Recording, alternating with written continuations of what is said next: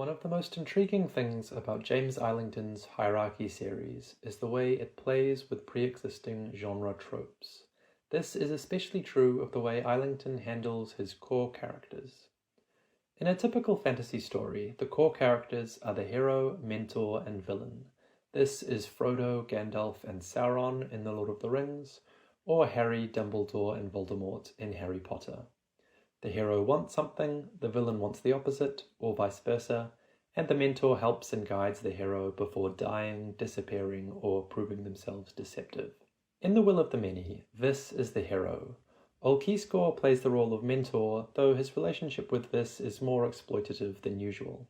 The closest thing to a villain we get is Viridius, but by the end of the book we're left wondering if Viridius isn't one of the good guys after all. At this point, one might naively hope that Book 2 would clarify things, leaving us with concrete knowledge of who to root for and against as the series progresses. James Islington has other ideas. The Strength of the Few completely explodes the question of who the real heroes and villains in the Hierarchy series will be. We now have 3 versions of Vis following divergent pathways and seemingly ending the book in diametrically opposed positions. More than half a dozen characters feature in mentor roles for one version of Vis or another, including Onwochei-Garcia, Cicero, Cian, Lear, Ericius, Ostius, and Viridius. On the villain side, we have at least 2 versions of Ka, one of which is an immortal god-pharaoh who dominates a city of the dead via mind control, the other of which secretly rules the Cataline Republic, but maybe still has his heart in the right place. There's the Concurrence, which is apparently some sort of autonomous zombie hive mind. Ostius is also extremely powerful and morally questionable. Iroh's father, Tertius Decimus, is definitely villainous, but seems too small-bore to be the big bad. It could even be that one version of Vis takes on the mantle of the series' main antagonist. In this video, I'm going to make the case for another character. Not one or more versions of Ka, or one or more versions of Vis. Not Ostius, not the Concurrence, definitely not Tertius Decimus. I think the big bad of the Hierarchy series will be Cicero Telemus. The Strength of the Few is the second in a planned 4-book series. It would be very surprising if the main villain has not yet made an appearance, and somewhat surprising if they didn't appear at all in Book 1, though this appearance could well have been oblique. This is like how a murder mystery is more effective when the killer gets introduced early, without drawing suspicion, as opposed to wheeling them out right at the end. If true, it means we can restrict our list of suspects to characters who featured in some way in The Will of the Many. The most villainous-seeming characters in that book include Viridius, Ostius, and Melior, with Vis a notable character who later shows some signs of villainy in at least one world. The Concurrence also gets an oblique mention, but Ka doesn't show up at all. Cicero, of course, features throughout the book and is actually the subject of Vis's primary quest, which is to find out what happened to Cicero. But he doesn't seem like a likely villain for the very good reason that, as far as we know, he's dead. A second high-level consideration in trying to work out who the series' main villain will be has to do with characters that have multiple versions. We know that Vis, Cicero, and Ka all exist on at least 2 worlds, and the Strength of the Few goes to great lengths to demonstrate that we should not view the different versions of them as the same character. In Obiteum, Cicero helps Vis, while in Luceum, Cicero spends the book trying to have Vis killed. In Res, Vis forms an uneasy alliance with Ka, while in Obiteum, Vis spends the book planning Ka's assassination. The point here, as alluded to in the intro, is that the different versions of these characters could take on different roles in the story. We might have versions of Vis, Cicero, and Ka that are villains, and versions that are heroes. Nevertheless, I'm going to argue that the versions of Cicero probably represent a united front, and that he is, in every world, a villain. To conclude this opening section, I think it's unlikely that the Concurrence, at least as currently understood, will be the primary series antagonist. Towards the end of The Strength of the Few, we're told that the Concurrence is a kind of rogue network of interlinked Yunctai. This sounds more like an impersonal background threat, with a narrative role a little bit like the cordyceps fungus in The Last of Us. It will ratchet up the stakes and precipitate a lot of conflict, but the final battle will be between characters that are fundamentally human. We don't learn a huge amount about Cicero before he went through the gate on Solivargus. Vis first meets him 7 years later, so everything we know about Cicero from before this time qualifies as backstory. That said, there are some details about the younger Cicero scattered throughout both the will of the many and the strength of the few. Here are 6 things we know about Cicero before synchronism. First, it's kind of a cheap shot, but his name looks a bit like César. Islington has a track record of foreshadowing via character names, and naming one after César would suggest a character who is brilliant, ruthless, and, above all, power-obsessed. Second, we learn later that Cicero is indeed brilliant. He was in Class 3 at the Academy, excelled at whatever he put his mind to, and we're even told he was considered the Telemus family's best chance of making military princeps. Third, Cicero inspires intense devotion in virtually everyone who knows him, even when that devotion comes with significant costs. This is true of Olkisco, Lannistia, and Viridius, but also Vis on Obiteum. Olkisco makes numerous professional and personal sacrifices as part of his quest to find out what happened to Cicero. Lannistia joins him in this quest, and we later learn her distinctive injuries came about because she was essentially prepared to sacrifice herself in an effort to improve Cicero's chances of achieving synchronism. Viridius takes a significant professional hit by choosing to work at the Academy, and then maintains a web of lies to prevent the truth about Cicero's actions from coming to light. In Obiteum, meanwhile, Vis gets himself skewered through the chest, half drowned in a river of acid, and publicly embarrassed at a dance-off, all on Cicero's say-so. Fourth, throughout both books, we are told on numerous occasions that Vis reminds people of Cicero. If Cicero is the big bad, this would be an example of a classic trope. We're not so different, you and I. Voldemort does this dance with Harry, Darth Vader is Luke Skywalker's father. Fifth, in The Strength of the Few, Lannistia offers another interesting piece of information about the young Cicero. Speaking about Cicero and Olkisco, she remarks that the one thing they had in common was how they dealt with obstacles. The context here is the way Olkisco treated Vis in The Will of the Many, with Lannistia explaining that people had only ever been obstacles to Olkisco's search for answers. So the implication is that Cicero overcomes obstacles by any means necessary, including putting other people's lives at risk. Finally, Viridius provides us with one more informative story about Cicero before he went synchronous. About halfway through The Strength of the Few, Vis on res goes to Solivargus, and Viridius gives a more complete account of what happened during his own time as an Academy student.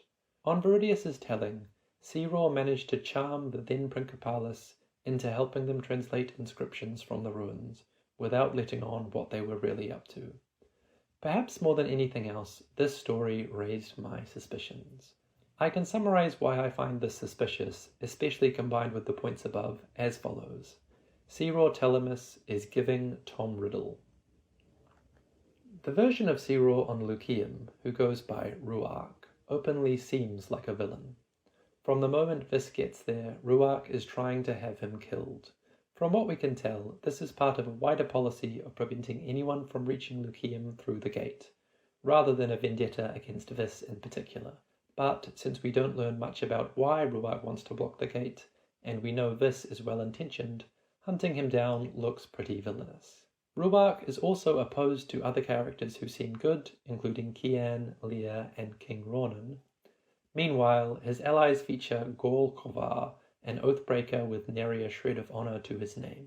The only other detail we get about Ruark before he and Vis finally meet is that he wields mysterious influence over the Grove. Despite being a relative newcomer, Ruark has successfully persuaded the Druid High Council to go against their ancient customs. This isn't necessarily a villainous move, but it does look a bit shady. Vis and Ruark finally meet at the end of the book. Ruark has surrendered voluntarily on the condition he can speak with Vis alone. After revealing he is Cicero, Ruark says he assumed the other versions of him died, which he views as fortunate because, for reasons that remain unclear, Luceum has a hostile border policy towards anyone synchronous. This is why Cicero was hunting Vis, and presumably why the constructs in Fornax attacked. Cicero then says he surrendered because one of Vis's counterparts made a terrible mistake. He promises to explain what's going on and gives Vis an imbued iron torque. Vis crushes the torque and Cicero is upset. This scene raises a ton of questions. Is Ruark lying about being synchronous? Was Vis's terrible mistake killing Ka or becoming a Lich King? In either case, how does Ruark even know about it? Whose spirit was in the torque? And so on. While I don't have strong guesses for most of these, this scene is probably the one that introduces the most doubt in my mind about Ruark's villainy. That said, I think the scene is mysterious enough that Ruark's actions could still be those of Vis's primary antagonist. The version of Cicero on Res is ostensibly dead, making his villainy, or lack thereof, seem like a moot point. But how confident can we be that he really is dead? After all, we have only Viridius's word for this, that is, the word of a man who was Cicero's best friend before the Eudicium, and is still actively lying to almost everyone about what really happened. Is it so much of a stretch to think he's also lying about Cicero's death? Of course, at the end of the Eudicium in which Viridius, Cicero, and Linistia participated, there was a dead body. Viridius claimed this was Cicero, but it had been so badly mauled by wolves, we're told, that no one could work out what really happened to it. It seems plausible this body was also too damaged to identify. But if it wasn't Cicero, who was it? In The Will of the Many, when we learn about the events of Cicero's Eudicium, we are told, unequivocally, that 2 students died. We later find out that Linistia was badly injured, and apparently both Viridius and Cicero believed she was dead. But she wasn't. This means there was another death during the Eudicium about which we know more or less nothing. Another death presumably means another body. So the thought is that Cicero and Viridius could have used this to fake Cicero's death, while claiming the other student died in some way that didn't leave a body behind, like falling into the ocean or even attempting to run the labyrinth. It's also worth reflecting on Cicero's cause of death, supposing the body really was him. He couldn't have died on the far side of the labyrinth, or on his way back through, because then his body would have been lost. So maybe he was killed by the Onwochei guarding the gate. After all, this only survived thanks to assistance from Diago. But there are 2 reasons to doubt that these Onwochei were operating effectively. In Obiteum, when Vis mentions the bodies lining the entry to Cicero, Cicero describes them as another adaptation. The suggestion seems to be that this particular security measure didn't exist when Cicero went through the gate. Confusingly, when Viridius later recounts the events of the Eudicium to Vis, he says that Linistia's role was to temporarily switch off the Onwochei guarding the gate, strongly implying there were Onwochei present, but adding the suggestion that they could have been deactivated. If the Onwochei were inactive or not present at all, we're left without any obvious way for Cicero to have died, unless he really was mauled by wolves, which, sure. If Cicero is alive on Res, this doesn't necessarily make him a villain. What it does make him, however, is synchronous. Since Cicero seems to be alive on both Obiteum and Luceum, the prospect of him being alive on Res would give all versions of Cicero access to the full suite of will-based powers. But, again, being synchronous doesn't necessarily make him a villain. To make an assessment of Cicero on Res's villainy, it would be useful to know why he's pretending to be dead and what he's been up to for the past 8 years. These are questions I'll turn to when we come to discuss the possible motives shared across all versions of Cicero and what they imply about his future plans. The version of Cicero in Obiteum seems like a good guy. Specifically, he plays the role of Vis's mentor. This is the version of Cicero we spend by far the most time getting to know, and at first blush he seems like a positive force in both Vis's life and the wider narrative. Cicero on Obiteum is charismatic, affable, and optimistic. Vis would almost certainly have died without his help, both on Obiteum and back on Res. Cicero's wider aims include killing Ka, which is sympathetic given that Ka on Obiteum appears to be a tyrant who keeps most of his population in more or less horrifying forms of eternal slavery, and may also have eradicated all other life. Nevertheless, as we look closer at this version of Cicero's actions and omissions, cracks begin to appear. There is even one plausible subtheory, which we'll come to soon, that makes Cicero on Obiteum look like the most classically evil character to have featured in the Hierarchy series so far. It's a small thing, but in the very first chapter of The Strength of the Few, Cicero uses an amulet featuring a crook and flail to activate the channel. The crook and flail is an ancient Egyptian symbol of the pharaoh's authority, which could give a clue about Cicero's own ambitions. But, more significantly, the only other place we encounter this symbol is in the room beyond the golden door, which you must be synchronous to access. Cicero has lived on Obiteum for 7 years at this point, so it could very well be that he found the amulet elsewhere, but it could also be that he went beyond the golden door and is concealing the fact of his own synchronism. Later on, when Vis is learning how to control Yungtai, Cicero seems suspiciously well informed. It is Cicero rather than Vis who suggests using Caecilius's philosophy of harmonics, and it is also Cicero who nudges Vis towards the correct interpretation of that philosophy. Once again, Cicero has been here for a long time, and has presumably thought deeply about how Ka controls the Yungtai, but this is still another hint that he may have direct experience of the powers associated with synchronism. As Vis and Cicero get to know one another, Vis opens up about the trauma of his past year, including the lengths Olkiskor pushed him to, and the events of the Normakia. Cicero, on the other hand, is more noticeable for what he doesn't discuss. We're told he had a mentor of his own on Obiteum called Yusuf, but Cicero never tells us exactly what happens to him. We're also told that a woman defected from Duat 5 years earlier and was able to corroborate Cicero's maps, but there's no indication of what ultimately happened to her either. It could be that both Yusuf and the defector fell victim to Obiteum's many perils, or it could be that Cicero played a more active role. Moving beyond his omissions, Cicero also outright lies to Vis. The most significant example comes when Cicero tells Vis how he knows that his other versions are dead. He describes having 2 episodes of acute depression, one shortly after he came through the gate, and one a few weeks later. We now know that Cicero never died on Luceum, so Cicero on Obiteum is either lying about the second episode of depression, or has made a false inference. The first episode of depression would also have been an easy lie for him to get away with, because by this point in the narrative, Vis has told Cicero that the version of him on Res died during the Eutychium. All of this suggests a lack of transparency on Cicero's part, a modest amount of deceit, and specifically that he could be concealing the fact he's synchronous. With the possible exception of killing Yusuf and the defector from Duat, however, nothing in these 4 points is outright big bad level villainous. But there's another sub-theory, admittedly speculative, which completely recontextualizes the Obiteum storyline and paints Cicero as every bit the arch-villain. In several reviews that I've seen of The Strength of the Few, the reviewers state that they prefer the storylines on Res and Luceum to the storyline on Obiteum. In particular, one criticism people make is that the societies on Obiteum feel less well developed than those on the other 2 worlds.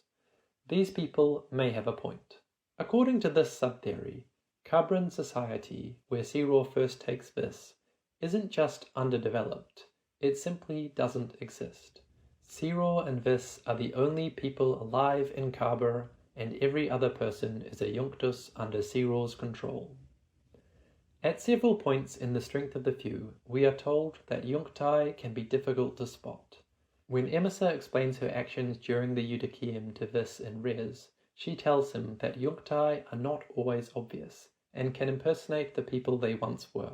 Later, when Vis stays with Neticret in Duat, Amos is able to tell that Kia is a Junctus, but Vis himself can't. And later still, when Vis meets his father in Luceum, he doesn't initially realize that Cristoval is dead. Islington consistently signals that dead characters posing as live ones will feature throughout this series. In many ways, Cabran culture is odd. To begin with, the Cabrans are described as disconcertingly thin and hollow-eyed. They live in a giant tomb and sleep in sarcophagi. This looks less like the behavior of a genuine survivor population and more like the behavior of a random assemblage of reanimated corpses. With one exception that we'll come to, Cabrons also refuse to speak to outsiders and generally avoid physical proximity. This means that Vis doesn't spend an extended period of time observing any Cabrons at close range, except for Tash, who he already knows is a Junctus. More troublingly, we may get an insight into what's really going on when Vis first connects to Tash. He becomes overwhelmed by a sense of abject, all-consuming fear. It could be that Tash is just really scared of having anyone control his mind, despite the fact he has apparently agreed to this. Or it could be that something much darker is taking place in the background. The single most damning piece of evidence for this theory, to my mind, comes quite a bit later. When Vis tells Netikret where he came from, she states point blank that no one lives outside the city. While this can't technically be true, since Vis really was living outside the city, it remains the case that Ka has had ample opportunity to exterminate survivor populations. He has ruled this world for thousands of years, and it would be quite a coincidence for his gleaners to locate the Cabrons during the few months Vis spent with them. My final argument for this theory involves a slight change of tack. Rather than considering specific pieces of evidence, I think it's helpful to look at things through the lens of a police investigation: means, opportunity, and motive. If Cicero is synchronous, as suggested by the earlier discussion of what happened to him on Res, the fact that he lied about his other selves dying, and his suspicious knowledge of Caecilian harmonics, then he has the means of controlling a group of Junctai. Kaber is literally a giant tomb, and the use of sarcophagi implies the bodies contained there would be relatively well preserved. This gives Cicero the opportunity to assemble a society of Junctai. The question of motive is a little more involved, but I'll address it briefly in a few paragraphs' time, as well as in greater detail in the final section, where I try to put together a cohesive picture of Cicero's aims across all three worlds. Now, this sub-theory does face a couple of problems. The first is Nofret, the Cabron girl that Vis interacts with on 2 occasions. He initially comes across her in the garden, where Nofret has snuck off to steal beans. This would be unusual behavior for a Junctus, since they don't need to eat, and Nofret also violates the Cabron norm of non-interaction. In their second meeting, Nofret warns Vis against passing through the golden door, saying it is cursed, to open it is to unleash the end of all things. She then gets scolded by another Cabron, which Vis suspects is her brother. Nofret's behavior is perhaps a little surprising for a Junctus, but based on the particular way of spelling this theory out that I have in mind, it's not a knockdown counter-argument. Before I do spell out the details of the theory, there's one more problem to address. During Vis's time in Cabr, a few other scenes take place that feature Cabrons. There's the early scene where a group of Cabrons are arguing about Jedef's body, where Jedef is the supposed defector from Duat. There's also the scene where Cicero chats with a Cabron while Vis meets Nofret, and finally the Gleaner attack. These go some way towards making the Cabrons seem like a normal society composed of living humans. But if it's true that the Cabrons are actually Junctai under Cicero's control, then everything that happens in Cabr could be theatre orchestrated by Cicero for his own ends, and these ends might include having the Cabrons seem like a normal society composed of living humans. Moreover, viewed in this light, each of these scenes invites new questions. Rather than a defector from Duat, could Jedef be yet another corpse sourced from the tombs, which Cicero used to provide Vis with information? Did Cicero engineer the meeting with Nofret? Might he even have arranged the Gleaner attack? I have guesses about each of these questions, but I'll hold these until after I've spelled out the theory in full. The theory is this: all Cabrons are Junctai. Cicero probably resurrected them years earlier, but may have started Cabron society during the week or so Vis spent unconscious after going through the channel. Generally speaking, Cicero lets the Cabrons act autonomously, like Vis later does with Amos. But in contrast to Vis, Cicero is perfectly comfortable controlling the Cabrons' minds as needed. They function as his slaves, providing food and water as well as an early warning system for gleaner patrols. This is one of Cero's motives. He also has them under strict instructions to keep their distance from Vis and avoid giving any hints as to their true nature. Beyond actual mind control, which is taxing to deploy, Cero ensures compliance through the unique opportunities for torture that Onwochei offer. He can keep them conscious while enduring untold degrees of pain, with death offering no means of escape. This threat explains Tarsh's all-consuming fear when Viz connects to him, as well as the severe scolding Nofret receives for talking to Viz. Turning back to the apparent problems with this theory and the associated questions, I think Nofret's behaviour is entirely consistent with her being a child while still a Yonctus. Onwochei may not need to eat, but they may still enjoy it, and it's not like children only do what they need to anyway. Stealing food from Cero is presumably a punishable offence, much like warning Vis about the Golden Door, but Nofret may not have experienced punishment yet herself, or may not fully understand the horror of the Cabran predicament. My best guess is that Nofret is simply a well-intentioned, dead child with a disobedient streak. In keeping with this, I think both of Vis's interactions with her were authentic, rather than engineered by Cero. Their first meeting in the garden managed to escape Cero's notice almost entirely. While Vis does eventually tell Cero about Nofret's warning about the Golden Door, Cero passes this off as superstition, and the question of whether he punishes Nofret quickly becomes moot when she is killed by gleaners shortly thereafter. Both of the other scenes featuring Cabrans, I think, are theatre. Jedef being a local hire rather than a defector from Duat tallies with the fact that Netikrit claims never to have heard of him. For the Gleaner attack, it makes sense for Cero to have called them to Cabra deliberately, both because this explains the coincidence of Ka finding Cabra during the short time Vis is present, and because it dramatically expedites Vis's entry into Duat. Overall, the picture this theory paints of Cero's time on Obiteum is truly chilling. He is a master manipulator, living alone, surrounded by terrified but fully conscious undead slaves. In some ways, this theory makes Cero look even more villainous than the god pharaoh version of Ka. While the scale of evil we could lay at Ka's door is greater, it lacks the rich vein of deception that this theory ascribes to Cero, as well as the personal touch. Ka seems to be asleep throughout Vis's time in Obiteum. Meanwhile, Cero is playing puppet master, the active architect of the misery around him. One alternative subtheory is that Cero himself is a Yonctus in thrall to the concurrents, with Jedef and the Cabrans optionally included as concurrents Onwochei as well. Overall, I consider this less likely. From what I've seen, most of the evidence for this theory is similar to the above.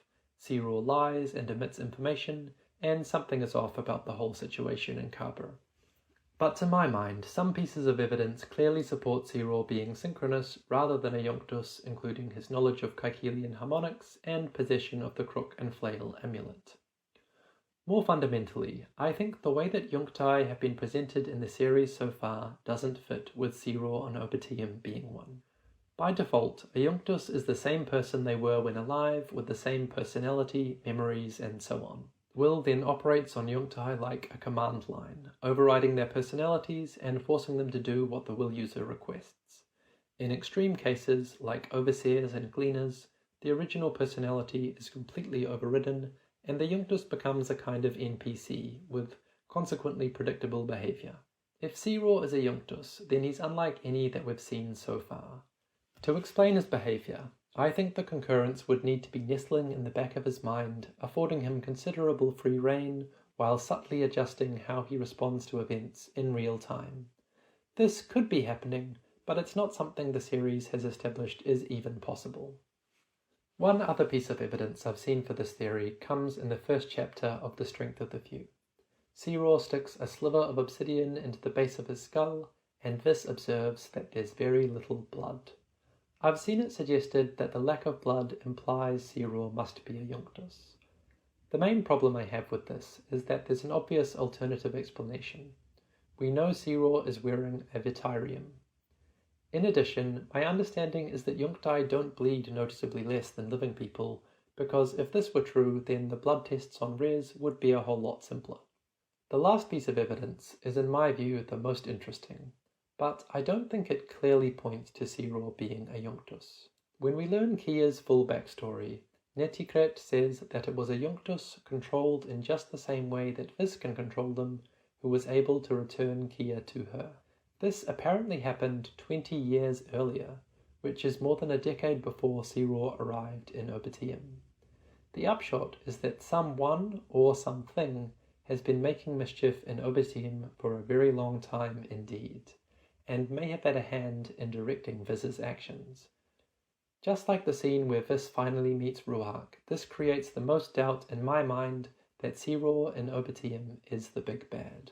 But, again like the scene with Ruark, Kia's backstory feels sufficiently mysterious to me that I don't think it rules out Cicero's villainy entirely. If the various theories defended so far prove accurate, Cicero is arguably the most powerful character remaining in the Hierarchy series. Ka could well be dead in Obiteum, and his status on both other worlds is technically unknown. This would make Cicero and Vis the only fully synchronous characters, except that Cicero has 7 more years' experience using unified will, along with the advantage that hardly anyone knows he is synchronous. So what does Cicero want? Earlier, I said I would argue that all 3 versions of Cicero present a united front. This conclusion comes from the apparent motives that the different versions of Cicero display. On Luceum, his primary aim seems to be preventing other people, like Vis, from achieving synchronism. On res, his primary aim seems to be keeping a low profile, which we could interpret as concealing the fact he is himself synchronous. Assuming Viridius is still acting in Cicero's interests, a secondary aim seems to be sending other people through the gate, that is, giving other people synchronism. On Obiteum, his aims seem to involve killing Ka, staying alive, and concealing the fact he is synchronous. A unified theory of these motives is as follows. Cicero's overarching goal is exactly the same as Caesar's, sole dominion over as much of the world, or as many worlds, as he can get. In the Hierarchy series, this gives him the following priorities in order. First, achieving and maintaining synchronism, giving him the highest possible power ceiling, at least as far as will use is concerned. Concretely, this means going through the gate and staying alive. Second, killing whoever or whatever is more powerful than he is. For now, this means Ka, but it could also include Ostius and the Concurrents. And third, stopping anyone else from achieving and maintaining synchronism. This means preventing others from going through the gate and killing Vis. Note that these are all priorities Cicero could have decided upon before he went through the gate himself. Perhaps as a younger man he simply wanted to be princeps, with this being the most powerful position he knew of. Then, while at the academy, he learned about the other worlds and set his sights a little higher. These priorities explain Cicero's actions on the different worlds as follows. In Obiteum, the reason Cicero doesn't try to kill Ka himself is that he prioritizes staying alive. There's not much point killing Ka if Cicero dies in the process, because the whole idea is to ensure he's the only person with access to unified will. Cicero may also have had foreknowledge of the conditions on Obiteum, perhaps including Ka's extreme defenses from the ruins on Solovargus. In this case, he could have asked Viridius to send reinforcements, even though it means temporarily giving others synchronism, because he prioritizes killing Ka over preventing others from going synchronous. Finally, concealing the fact he is himself synchronous makes sense, both as a way of seeming less threatening to other power seekers, and as a way of persuading his reinforcements, like Vis, to attempt to kill Ka themselves. Cicero may even have gone through the same process that he did with Vis several times before. After all, we know there have been deaths or disappearances in every Eudicium since his own.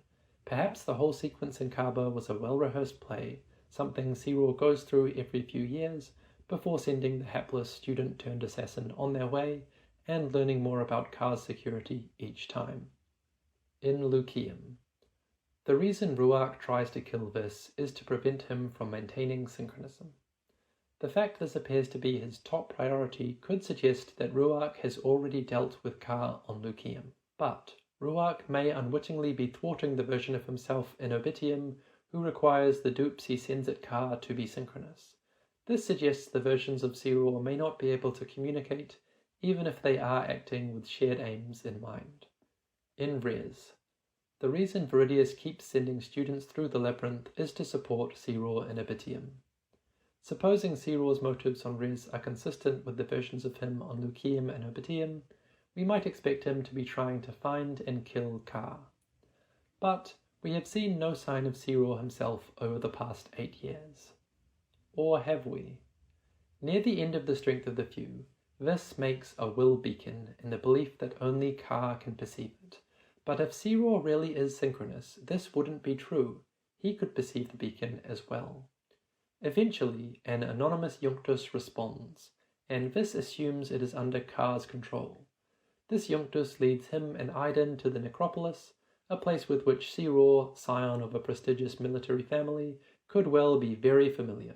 Whoever is controlling the Junctus then convinces this to resurrect a vast army of the dead, ostensibly as a way of combating the concurrents.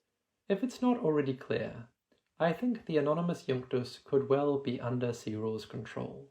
His plan could be to manipulate this into killing Car, just as he did on Obiteum. Alternatively, he could already have killed Car at some point in the last 8 years.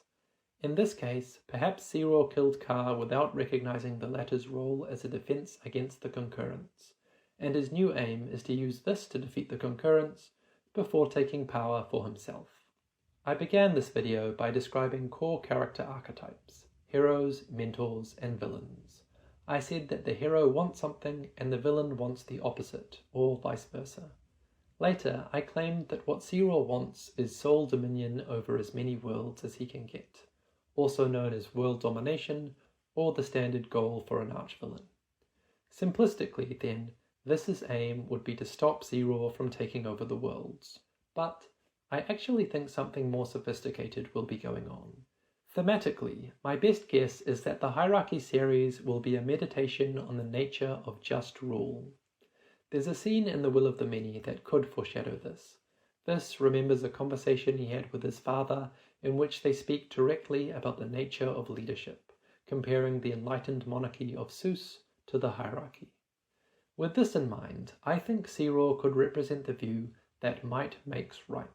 He deserves to rule because he is smarter and stronger and because he has beaten his opponents. His regime would be an empire. This is the position defended by Thrasymachus in Plato's seminal work of political philosophy, The Republic. This, on the other hand, might take the part of Socrates, defending a system in which power is distributed among the people and those at the top are representatives rather than rulers. In other words, a genuine, thoroughgoing republic, or, to use the Latin term, res publica. This video has been an absolute blast to make. The overall theory feels like a big swing, with some significant problems, but this time, unlike with my first batch of theories, I get to enjoy many months before half the things I've suggested inevitably crash and burn. If you're still here, I hope you had as much fun watching the video as I did making it. Thanks for the support, and feel free to like and/or subscribe.